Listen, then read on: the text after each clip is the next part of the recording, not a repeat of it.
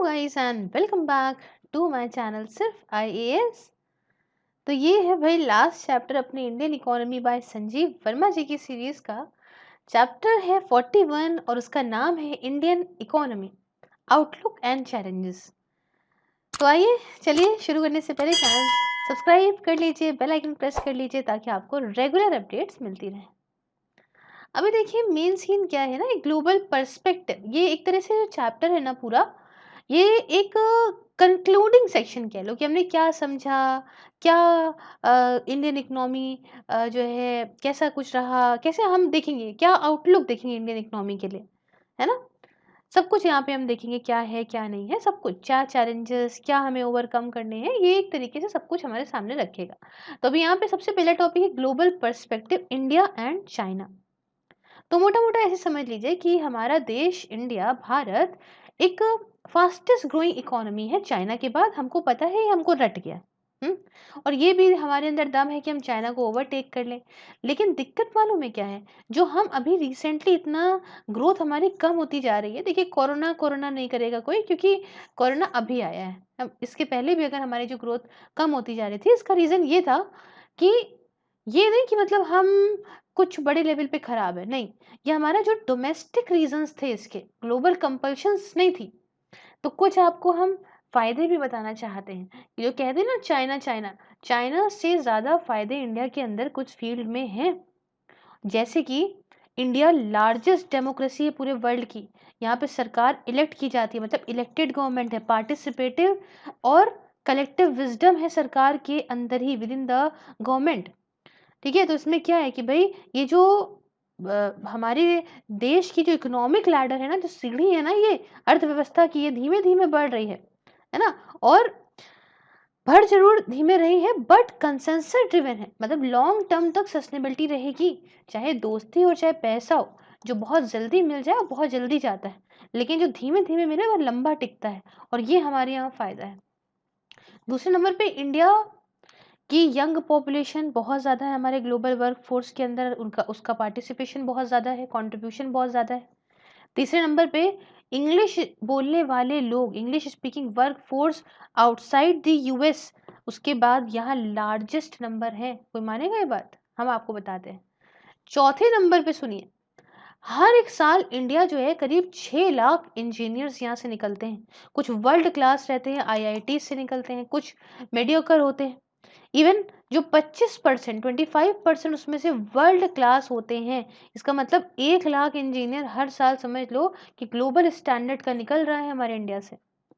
उसके बाद India China से अगर हम कहें तो मार्केट डिटरमाइंड एक्सचेंज रेट में बहुत आगे है। अब आप जानते हो कि चाइना का मैंने आपको पढ़ाया था, वहाँ पे पेग्ड एक्सचेंज रेट है फिक्स, यहाँ पे मार्केट डिटरमाइंड एक्सचेंज रेट है, ओपन कैपिटल अकाउंट है ना, और करंट अकाउंट कन्वर्टेबिलिटी भी है। तो इसमें हमारा अच्छा फायदा है। उसके बाद इंडिया का फाइनेंशियल सेक्टर भी बहुत लिबरल है। ठीक है। हमारे यहाँ जो अकाउंटिंग प्रैक्टिसेस हैं वो ट्रांसपेरेंट है, चाइना की तरह नहीं कि कुछ भी अंदर ही अंदर हो रहा है, वुहान वायरस तक कुछ छुपा लिया उन्होंने। तो इनकम रिकॉग्निशन बढ़िया है, स्टैंडर्ड है। और असेट क्लासिफिकेशन नॉर्म्स हमारे यहाँ अच्छा है। हमारे यहाँ जो लेवल्स है कैपिटल के, वो हाई है, ज़्यादा है, जो इंटरनेशनल स्टैंडर्ड ने बताए हैं उनसे ज़्यादा है हमारे यहाँ। जैसे इंडियन बैंक जो है ना, वैसे पहले बैंक है इमर्जिंग इकोनॉमीज में जिन्होंने बेसल टू अकॉर्ड को ऑलरेडी इम्प्लीमेंट कर रखा है। बेसल टू, बेसल थ्री, है ना, ये सब हमने समझा था पहले। सब कुछ, सॉरी, सब कुछ इन जगहों पे हमने समझ रखा है, कोई दिक्कत नहीं है। हमने सारे चैप्टर्स करे हैं और सारा कुछ बेस क्लियर है। तो ये सिर्फ एक कंक्लूडिंग चैप्टर है, याद रखिएगा। उसके बाद फायदा ये है कि हमारे यहाँ जो है वो फ्रीडम ऑफ स्पीच है भैया, सबसे बड़ी बात जो चाइना में नहीं है। फ्रीडम ऑफ एक्सप्रेशन है, अपनी ओपिनियन तो कह सकते हैं ना, कोई इश्यूज लग रहे हैं तो फ्री मीडिया है, थोड़ा गड़बड़ाई हुई है लेकिन है तो ये हमें क्या होता है कि भाई कोई दिक्कत है, कुछ है, पॉलिसीज में प्रॉब्लम है, एटलीस्ट लोग बोल सकते हैं। चाइना के अंदर तो सबका मुंह बंद है एकदम। और रिसेंट टाइम में चाइना का इतना जो ग्रोथ है ना, जो China with its higher growth earlier had started showing sign of an over heated economy. जो इतना भी देखने में मिल रहा है कि चाइना ने जो इतना ज़्यादा ग्रो कर लिया था खुद को, तो इससे अब कुछ ज़्यादा हो गया। मतलब यहाँ पे इंफ्रास्ट्रक्चरल कॉन्स्टेंट वहाँ पे देखने को मिल गए हैं, अनएम्प्लॉयमेंट बढ़ रहा है, इन्फ्लेशनरी प्रेशर बढ़ रहा है। ठीक है। लेकिन इंडिया की तरफ देखें तो हम एटलीस्ट इन्फ्लेशनरी प्रेशर हमारे यहाँ ठीक है, ऑलरेडी जो है पीक रह गया है और अब ये डाउन होना शुरू हो गया है। खैर कोविड के बाद चीज़ें बहुत बदली हैं, ये तो पहले की बात हो गई, अभी थोड़ा-सा गड़बड़ चल रहा है, हिला है, लेकिन मोटा-मोटा ये है, ये तो चलो रिवाइव हो जाएगी कोविड के बाद धीमे-धीमे, ठीक है? तो ये सारे एडवांटेजेस तो हैं इंडिया के पास में, लेकिन अभी हमें बहुत फ़ायदा अभी भी निकालना है। हमें अभी अपनी डबल डिजिट में जो है चीज़ें करनी है, जो बेनिफिट्स उठाने हैं, है ना? फास्टेस्ट ग्रोइंग इकोनॉमी के और बेनिफिट्स उठाने हैं। तो ये कुछ हमने एडवांटेजेस जाने, जो कि इंडिया के हैं चाइना के ऊपर। अभी देखो सीन क्या भाई, डोमेस्टिक आउटलुक, अभी ये समझते हैं मामला है क्या। देखो सरकार की पहली चीज तो है, पॉइंट्स में बताया गया सबसे पहली बात तो, जो गवर्नमेंट है उसे फिर से देखना चाहिए, जो उनके इकोनॉमिक रिफॉर्म्स के अनफिनिश्ड एजेंडाज हैं उन्हें आप पूरा करो, ठीक है? आप चीजें के नॉर्मल करो, उसके साथ मतलब जो चीजें हैं उन्हें आप कंप्लीट करो ना, आधे में क्यों छोड़ रखा है। उसके बाद यहाँ पे हमें खुद को और थोड़ा-सा बदलाव लाना पड़ेगा। हमें और प्रोफ़ेशनल होना पड़ेगा अपनी अप्रोच में। अभी ड्राइवर ऑफ ग्रोथ से हमें मैनेजमेंट ऑफ ग्रोथ की तरफ बढ़ना पड़ेगा, जिसमें ग्रोथ खुद को और ग्रो कर सके अपने खुद के थ्रू। कैसे? यहाँ पे अपने खुद फैसिलिटेटर का रोल निभा के अपने आप को ग्रो कर सके। यार, बाहर से इतना ज़्यादा हम जो उसको ज़बरदस्ती ग्रोथ, ग्रोथ, ग्रोथ ला रहे हैं, ऐसा कुछ करें ना कि वो ग्रोथ ही ग्रोथ को और दे। जैसे पैसे से पैसा आता है। तीसरे नंबर पे कि इसमें देखो सरकार को ऐसा एक एनवायरनमेंट बनाना पड़ेगा, ये जिसके अंदर ग्रोथ ना सिर्फ बढ़े बट और जगह फैले भी, और इवनली फैले। सिर्फ कुछ सेक्शंस ऑफ सोसाइटी को फायदा ना हो, इसका सबको फायदा हो, ठीक है? इलेक्ट्रॉनिक गवर्नेंस हो, मतलब टेक्नोलॉजी और इनोवेशन बहुत ज़्यादा ज़रूरी है। सरकार को इन्वेस्टमेंट भी बहुत करना पड़ेगा इसमें, और नई नई टेक्नोलॉजी आए, सस्ते दामों पे आए, इससे जनता को बड़े लेवल पे मासेस को फायदा होना चाहिए। उसके बाद कुछ नए तरीके, जैसे कि 3 ईज़।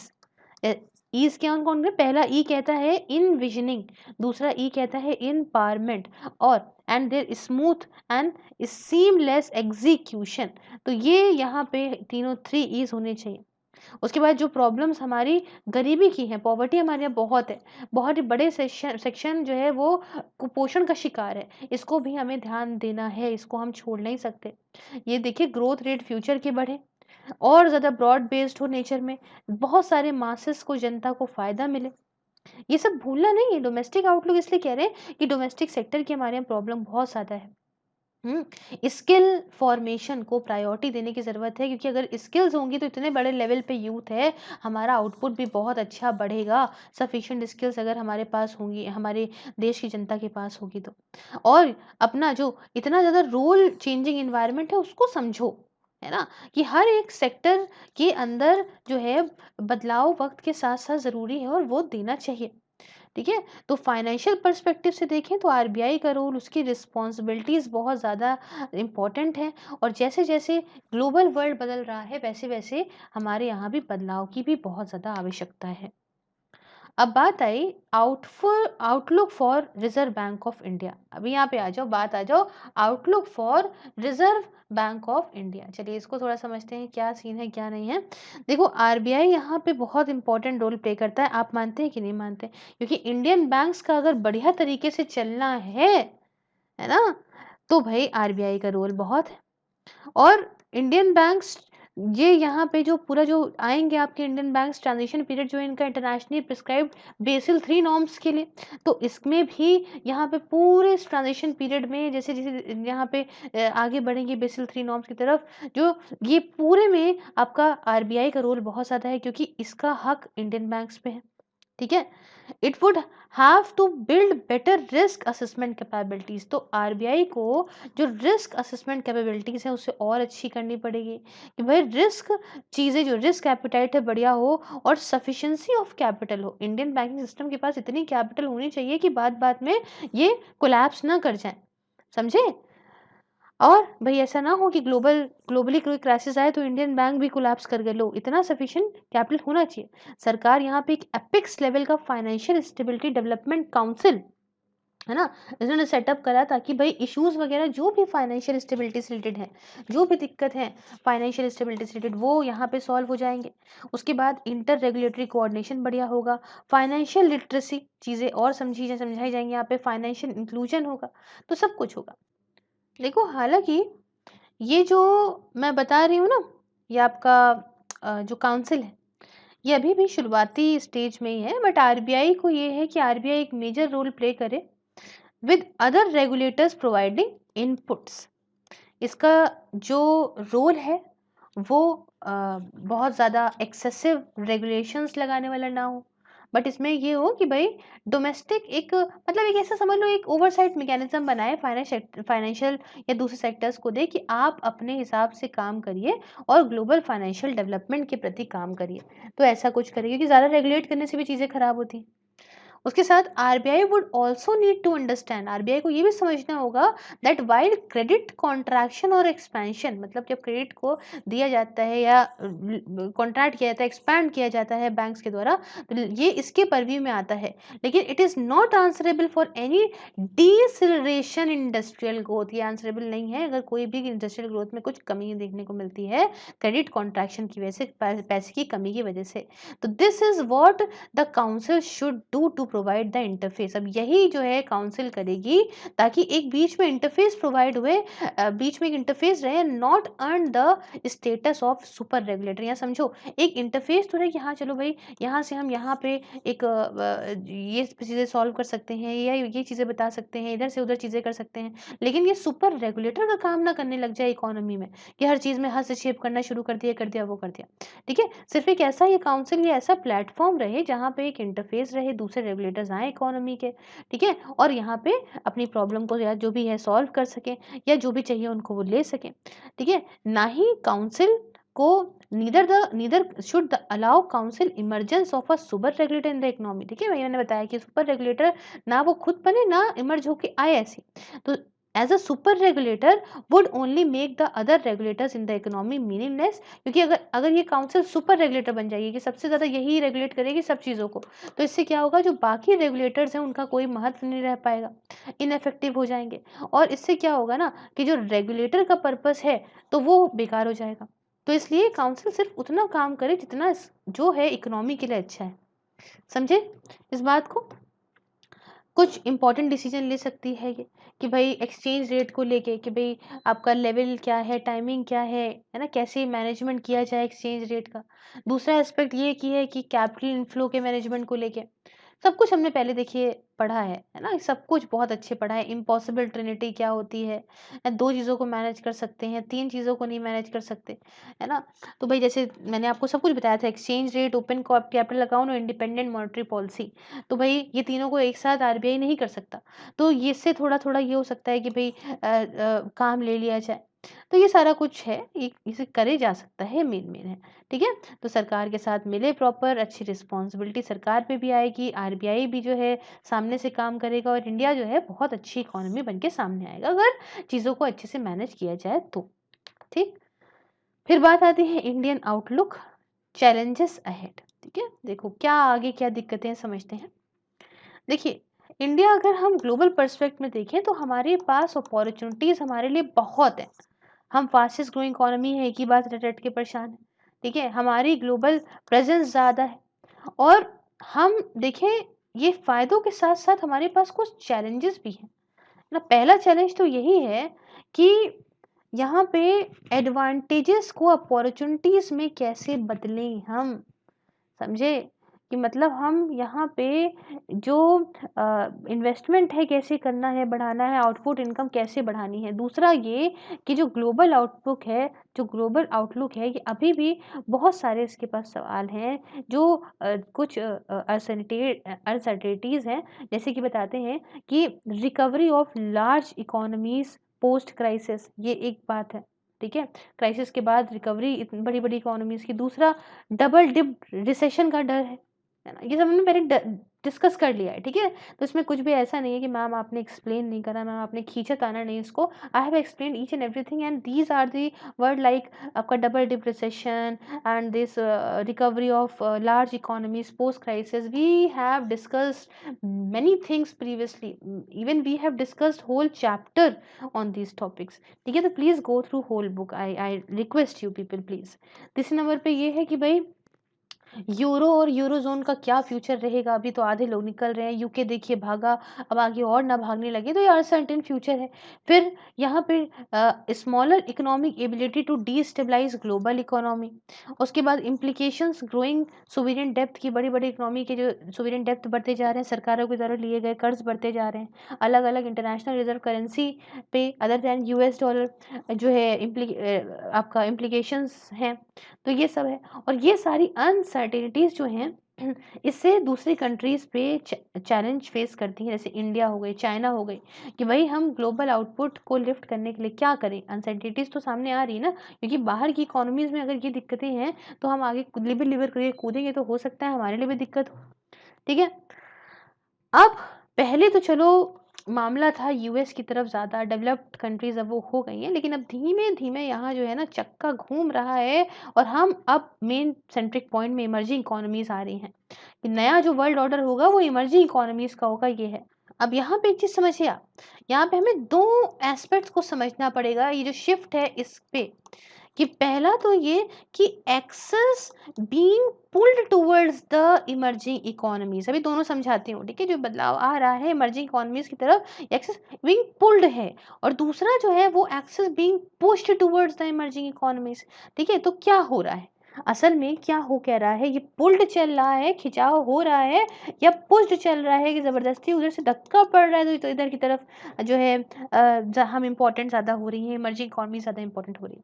देखिए, जो ग्लोबल क्राइसिस आ रही है ना, इसकी वजह से पुश मिल रहा है एक्सेस को टुवर्ड्स द इमर्जिंग इकोनॉमीज। यही एक लौता तरीका है आगे बढ़ने का। ग्लोबल क्राइसिस क्योंकि यूएस जैसी इकोनॉमी में बहुत देखने को मिलती है, तो क्राइसिस जहाँ कम है उधर की तरफ ज़्यादा भाई ऑर्डर बदलेगा।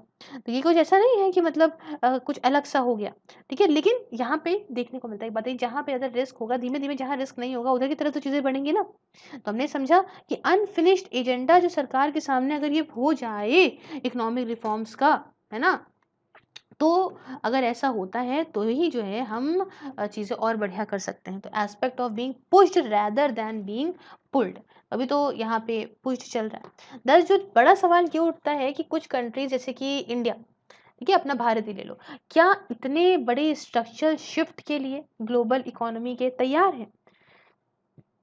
कहने को तो अच्छा लग रहा है, लेकिन क्या तैयार हैं? कि कैपिटल आ रहा है इन इकोनॉमी के अंदर तो ये अच्छा है, बट अगर बहुत सारा कैपिटल आने लग जाए तो क्या ये हिला नहीं देगा? हमने आपको बताया है एक्सपोर्ट वाले चैप्टर में, याद है, हमने अच्छे से समझाया था कि बहुत पैसा आ जाएगा तो इंडियन रुपी और मजबूत हो जाएगा, एक्सपोर्ट कम हो जाएगा, इन्फ्लेशन आ जाएगा, न जाने क्या क्या हो जाएंगी दिक्कतें, सब समझाया था बहुत अच्छे से। तो इकोनॉमीज यहाँ पे ये जो इनफ्लो है इस पे रिस्ट्रिक्शन भी होना चाहिए, है ना। और India has रीस्ट्रेन so far, but for how long, अभी तक तो बच गए, लेकिन कब तक बचेंगे भाई, कब तक? हम्म अब ये जो इन्फ्लो आ रहा है ना, वो इसलिए नहीं आ रहा है कि हमारे यहाँ कुछ बड़े अच्छे, भारत जैसे देश में बड़े अच्छे कोई पॉजिटिव फीचर है इस वजह से वहां पे पैसा लगाने सब चले आ रहे हैं, ऐसा नहीं है। बल्कि मामला है क्वांटिटेटिव ईजिंग का। यूएस के अंदर बड़ा फेमस टर्म है कि जब वहाँ की सरकार ना पैसा इंजेक्ट करती है वहाँ की मार्केट में, इकोनॉमी के अंदर, अब वो कैसे भी करे भाई, बॉन्ड खरीद ले, अपने शेयर खरीद ले, बस पैसा इंजेक्ट करे अपने यहाँ से जो है चीज़ें रिवाइव करने के लिए, तो आया पैसा, तो ये पैसा यहाँ पे लगा दिया गया, कोई तारीफों की वजह से नहीं है इंडिया की। तो हर चीज़ को यहाँ पे समझने की ज़रूरत है, बहुत अच्छे से वो भी समझने की ज़रूरत है, समझे। उसके बाद और चीज़ें समझिए कि जैसे अभी मैं एक बात आपको बताऊं कि यहाँ पे it is absence of N alternate window which is causing this surge in inflow, क्योंकि भाई कुछ और है नहीं उनके पास, इसलिए यहाँ पे वो पैसा डाल भी दे रहे, इनफ्लो आया चला जा रहा है। हाउएवर सच कैन ऑल्सो सीप इनटू रियल एस्टेट, अब ये इनफ्लो रियल एस्टेट में जा सकता है, कमोडिटीज में जा सकता है, बिसाइड्स स्टॉक मार्केट, ठीक है, स्टॉक मार्केट में भी तो जाएगा ही, and also corporate and sovereign डेप्थ मार्केट। तो इससे क्या होगा कि असेट बबल क्रिएट हो जाएंगे, वैसे कह लो, which by definition will bust when the economy is least prepared. और ये जो असेट बबल क्रिएट होंगे ना, ये तब फटेंगे जब इकोनॉमी जो है वो बिल्कुल इसके लिए प्रिपेयर नहीं होगी। तो सोच समझ के सब चलना है। और ये इक्वल एक बहुत बड़ा चैलेंज कुछ कंट्रीज इंडिया जैसी के लिए है कि भाई अपना आउटफ्लो भी हमें मेंटेन करना है कि यहाँ से पैसा चला भी ना जाए, ठीक है, समझ रहे हो? एसेट बबल बस्टिंग, यही तो है, एकदम से चला गया पैसा, लो बर्बाद हो गए हम।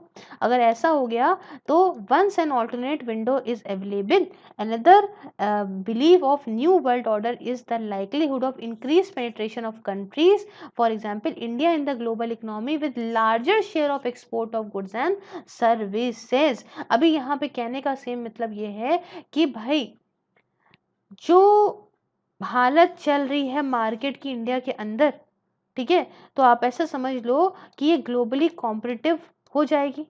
क्या ये कि भाई ग्लोबली कॉम्पिटिटिव हो पाएगी, हमारा जो इतना जो लेवल पे पैसा वगैरह आ रहा है उसको झेल सके?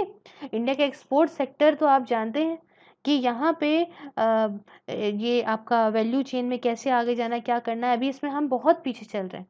ठीक है, एक्सचेंज रेट मूवमेंट्स क्या है ना, फंडामेंटल्स आपका ज़्यादा है, और लेवल्स हमें पेनिट्रेशन के पाने हैं, जो सब कुछ है ना, अभी हमारे पास इन सब चीज़ों की मैच्योरिटी कम है, हमारे पास इसको इतनी अंडरस्टैंडिंग नहीं है कि किसकी क्या इंपॉर्टेंस है। और इतना ज़्यादा ग्लोबल इकोनॉमी का इंटीग्रेशन, इससे क्या होगा कि ये तो है, अपॉर्चुनिटीज़ तो काफ़ी ओपन होंगी, बट जो पेनिट्रेशन है वे ये लार्जली जो है वो रेस्ट करेगा on the ability of the countries. देखो, सिर्फ इतना समझ लो, सब हटा दो अपने दिमाग से, बस इतना जानो कि सामने अगर मान लो ये अपॉर्चुनिटी है आपके, तो ठीक है, कोई बात नहीं, लेकिन उस अपॉर्चुनिटी का फ़ायदा उठाना भी तो बड़ी बात है कि उसको हम ग्रैब कर पाएँ।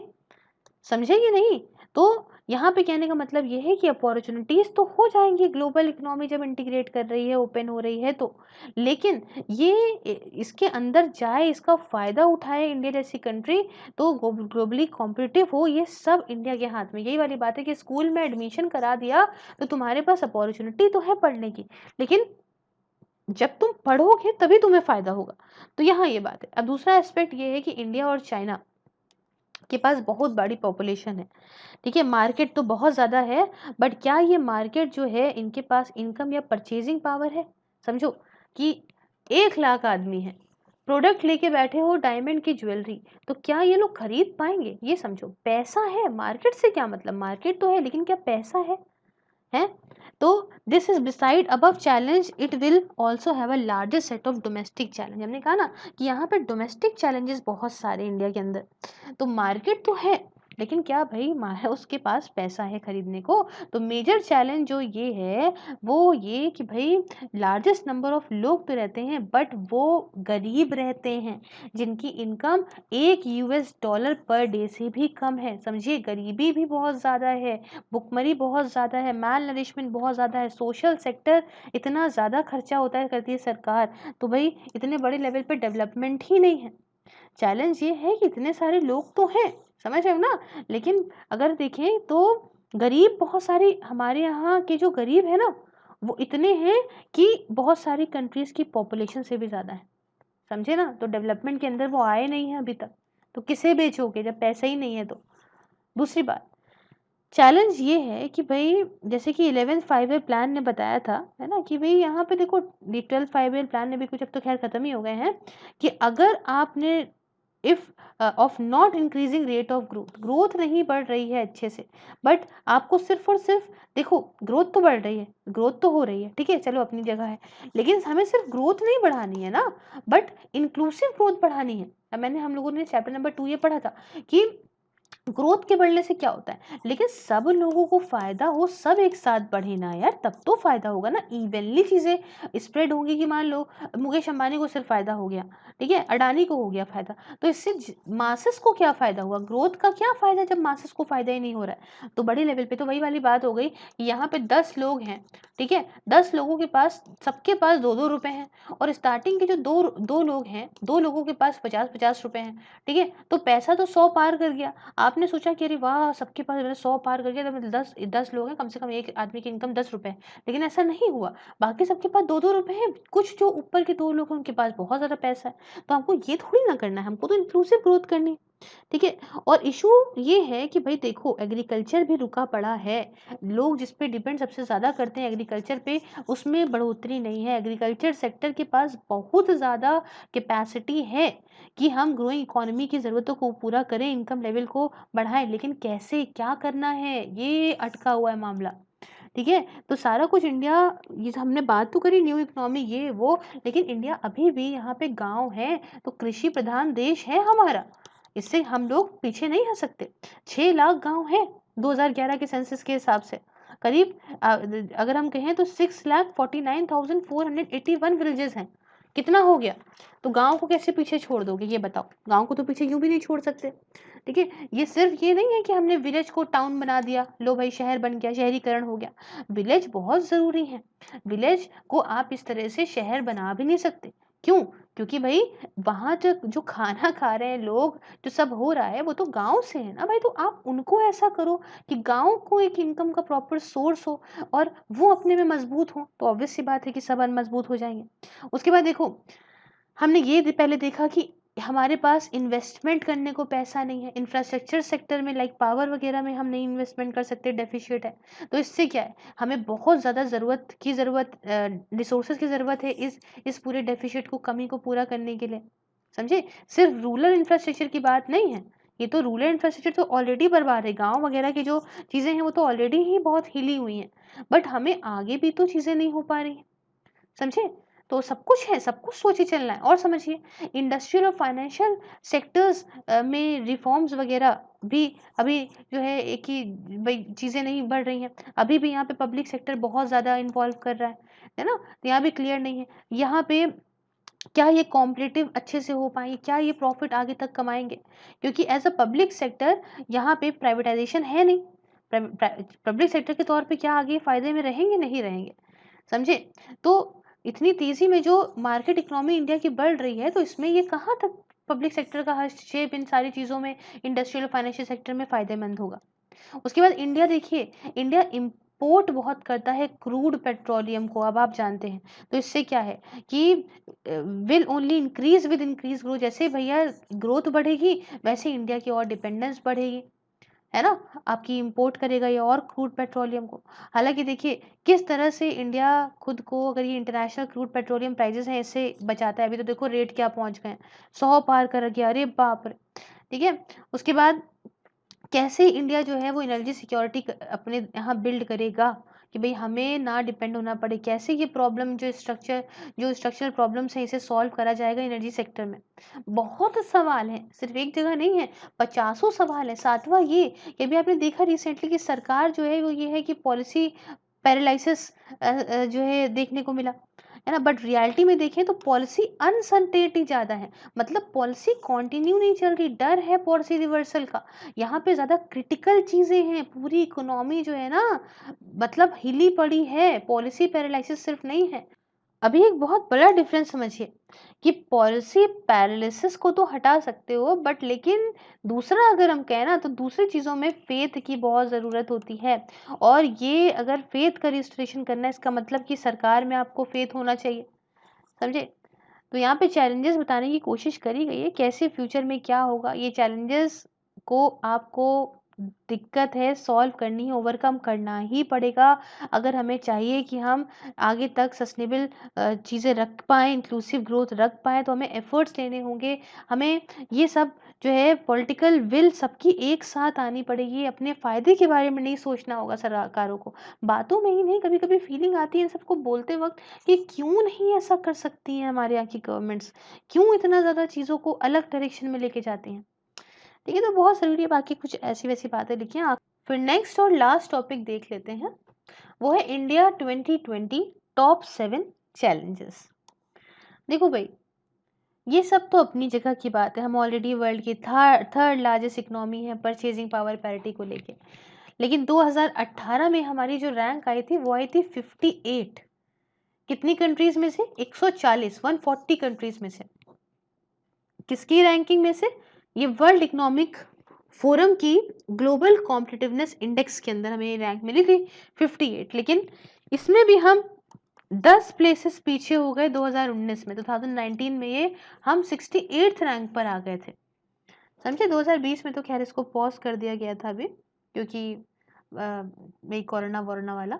तो हाई इन्फ्लेशन, धीमी ग्रोथ, इन्वेस्टर का कॉन्फिडेंस कम होना, तो इस सब को देखते 2020 के हिसाब से देखें तो कुछ 7 तरह के चैलेंजेस इंडिया के अंदर फेस करेगा। पहला एजुकेशन एंड स्किल्स में आपको बताऊँ, देखिए इंडिया के अंदर अगर हम बताएँ तो 400 मिलियन से ज़्यादा वर्कर हैं। लेकिन 2/3 2/3 जो इंडिया का एम्प्लॉयर है ना, वो ये बात कहता है कि इनको वर्कर ही नहीं मिल रहे हैं। समझ रहे हैं? अब वर्कर ये नहीं मिल रहे हैं कि इंसान नहीं है, ये नहीं है। ये इनको जो स्किल्स वाले चाहिए, वो नहीं मिल रहे हैं। जो डिमांड अभी बताइए कि भीड़ बहुत लगी है, सब काम करने वाले हैं, लेकिन मान लीजिए किसी को कंप्यूटर का काम कराना है और वो सब लेबर हैं, तो कैसे करेंगे? मतलब समझ रहे हो? ये एक एग्ज़ाम्पल हो गया कि वर्कर को जो चाहिए वो लेबर नहीं मिल रही है या वो डिमांड जो स्किल की डिमांड है वो नहीं मिल रही है। तो ये अपॉर्च्युनिटी सामने है, लेकिन कैसे करें ये उसको उसका फ़ायदा कैसे उठाएँ? तो ये चैलेंज तो है ना? एजुकेशन, स्किल डेवलपमेंट का एक ये है, और वर्ल्ड बैंक ने ये ऐसा पहला फर्स्ट ह्यूमन कैपिटल इंडेक्स को बाली, इंडोनेशिया में लॉन्च किया था 11 अक्टूबर 2018 में, वर्ल्ड डेवलपमेंट रिपोर्ट 2019 का एज़ अ पार्ट के तौर पे। और इंडेक्स ने रैंक करा कंट्रीज़ को उनकी सक्सेस के बेसिस पे कि उन्होंने कितना ह्यूमन कैपिटल के अंदर सक्सेस पाई है। तो इंडिया की रैंक मालूम है कितनी आई थी उसके अंदर? इंडिया की रैंक आई थी 115। समझो, वर्ल्ड बैंक के ह्यूमन कैपिटल इंडेक्स के अंदर। समझो कि एशियन जो इनके आसपास के जो साथी हैं इनसे भी कम, चाइना की 46, इतनी बढ़िया। इंडोनेशिया की 87 थी, मलेशिया की 55 थी, सिंगापुर कहें तो नंबर 1 था इन द वर्ल्ड। उसके बाद जापान था, हांगकांग था, फिनलैंड था, और अब हम इतने पीछे, हम 115वीं रैंक पे। सोचो भाई, ये बहुत बड़ा चैलेंज है। दूसरा देखो अर्बनाइजेशन का चैलेंज। तो मोर देन 1/3 जो इंडियन है वो सिटीज में रहता है। ये एस्टिमेट करा गया कि 2050 तक करीब 900 मिलियन लोग जो हैं वो अर्बन एरियाज में रह रहे होंगे। उनकी ज़रूरतों को भी पूरा करना है ना। और यहाँ पे इस चीज़ का भी ध्यान रखना है कि भाई इनोवेटिव और सस्टेनेबल तरीके हों, कि भाई आपका अर्बन डेवलपमेंट भी हो और एनवायरनमेंट को भी लॉस ना हो, ऐसा प्रॉपर चीज़ें कुछ करी जाए। तो ये भी एक बात है। ठीक है, ये भी एक चैलेंज है। उसके बाद समझिए, तीसरे नंबर पे आता है हेल्थ। तो हेल्थ में क्या सीन है समझो कि on the health front India के पास 2 तरह का बर्डन है। एक तो इन्फेक्शियस डिजीज़ हो गए, जो डिजीज़ेज़ होते हैं, और इतना जो नॉन कम्युनिकेबल डिजीज़ेज़ का बढ़ना।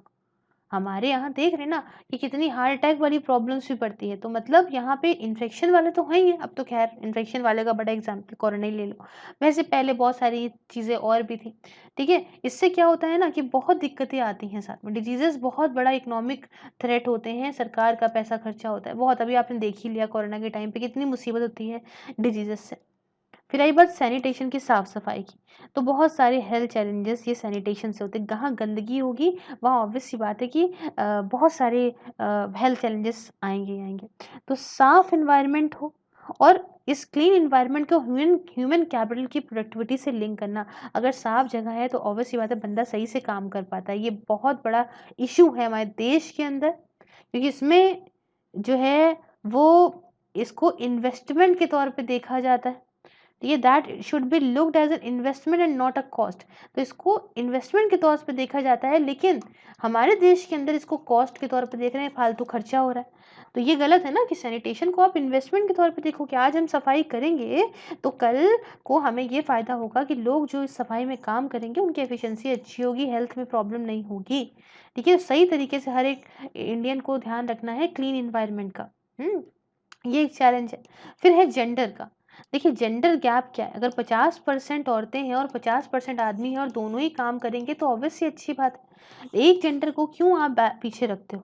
तो जेंडर गैप से क्या होता है ना, अगर अगर ये है किसी देश के अंदर तो इससे इकोनॉमिक डेवलपमेंट जो है दिक्कत होती है, डेवलपमेंट नहीं हो पाता।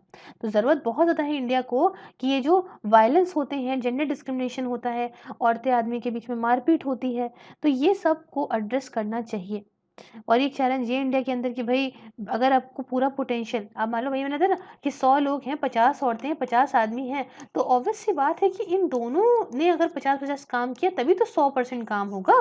अब एक बंदा तो काम कर रहा है, नहीं, नहीं मैं तो करूँगा, मतलब पुरुष प्रधान देश है, तुम तो रोटी बनाओ मेरे पैर दबाओ, तो ये 50 ही कंट्रीब्यूशन तो हो रहा है, गलत है। तो ये एक बहुत बड़ा चैलेंज है। फिर वाटर स्कार्सिटी, ये लोग समझ नहीं रहे लेकिन बहुत बड़ी दिक्कत है।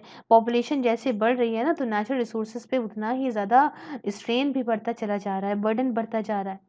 और ज़्यादातर वाटर रिसोर्सेज आप देख रहे हो, ये सीवेज, यहाँ गंदगी कंटामिनेटेड है सीवेज से, इंडस्ट्रियल वेस्टेज है उसके अंदर, एग्रीकल्चर रन ऑफ है, ठीक है। तो सही पानी कैसे मिलेगा आगे आने वाले टाइम पे? बहुत सारी स्टेट बिल्कुल आउट ऑफ वाटर हो चुकी हैं, लेकिन लोगों को समझ नहीं आ रहा है। और आखिरी में है ट्रांसपेरेंसी, 7वां चैलेंज है ट्रांसपेरेंसी। बहुत ज़्यादा दिक्कत है यहाँ पे।